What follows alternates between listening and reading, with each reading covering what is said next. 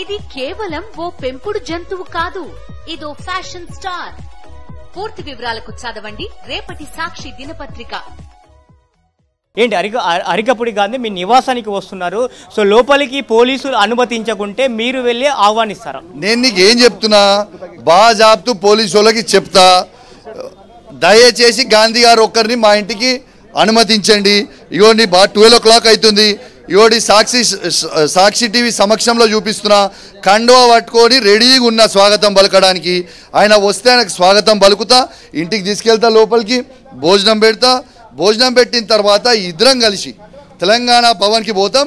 తెలంగాణ భవన్ నుంచి చక్కగా కేసీఆర్ గారి దగ్గర కూడా తీసుకొని పోతాం. వెల్కమింగ్ వెయిట్ చేస్తున్నాం. మరి 12 అయిపోయింది, ఇంకా రాలే, మరి వెయిట్ చేస్తున్నాం. ఏమైందని 50 మంది కార్యకర్తలతో వస్తూ ఉన్నారు, సో మీ పైన దాడి చేస్తానని కౌశిక్ రెడ్డి భయపడుతున్నారని కూడా కొంతమంది ఆరోపణలు చేస్తూ ఉన్నారు. అరే నేను రెడీగా నీ ముంగటనే సాక్షిగా నిల్చొనే ఉన్నా కదా, బయట నా ఇంటి బయట నిల్చొని రెడీగా ఉన్న కండువ పట్టుకొని. దాడి చేస్తే మేము చేతులు గాజులు వేసుకున్నాం, మాకు రాదా దాడి చేసుడు? దాడి బీడి నైజంతా ఈడ కొట్టుకున్నాడు కాదు, కొట్టుకున్నా అంటే చూసుకుందాం, అది కాదు. ఈడ కావాల్సిన సమస్య ఏంది? నువ్వు బీఆర్ఎస్ పార్టీ ఎమ్మెల్యేవా కాదా? మాకు కావాల్సిన జవాబు అది. Are you BRS party MLA no? నువ్వే కదా కాంగ్రెస్ పార్టీలో నేను జాయిన్ అయినా అని నువ్వు కాంగ్రెస్ పార్టీలో నేను జాయిన్ అయినా అని నువ్వే ప్రకటించినావు కండు వేసుకొని. మళ్ళీ నువ్వే నేను బీఆర్ఎస్ పార్టీ ఎమ్మెల్యేవా నువ్వే అంటున్నావు. నేనేమంటున్నా? స్వాగతం అంటున్నా. నువ్వు రా, స్వాగతం, యువర్ వెల్కమ్. బీఆర్ఎస్ పార్టీ ఆయన ఎమ్మెల్యే అయినాక నేను కూడా బీఆర్ఎస్ పార్టీ ఎమ్మెల్యేనే కదా. కొట్లాడు ఎందుకు, కొట్టుకునుడు ఎందుకు, తిట్టుకునుడు ఎందుకు? స్వాగతం అని వెళ్తా.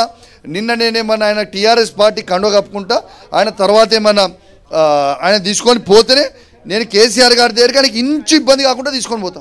సో నిన్న ఈరోజు కౌశిక్ రెడ్డి ఒక్కడు మాత్రమే వచ్చి పార్టీ కండువా కప్తా ఇంటిపైన జెండా ఎగరేస్తున్న కౌశిక్ రెడ్డి రేపు మొత్తం పార్టీ శ్రేణులందరినీ ర్యాలీగా తీసుకొని రావడం వెనుక ఆంతర్యం ఏంటి అని కూడా ప్రశ్నిస్తూ ఉన్నాడు. ఆంతర్యం ఏంటంటే ఇలా నేను ఒక్కని పోతాను అనుకున్నా, మొత్తం పోలీసు వాళ్ళని మోహరించిండు. నువ్వు పొద్దున నువ్వే సాక్షిగా దిలీప్ ఫస్ట్ మీడియా పర్సన్ నువ్వే 6:30 AM వచ్చినట్టున్నావు. నేను లోపల రానిచ్చిర్రా? మొత్తం పోలీసు వాళ్ళు కంచేసుకొని బయట కూర్చొని బయటికి ఓనిస్తలేరు. మరి ఏం చేస్తారు?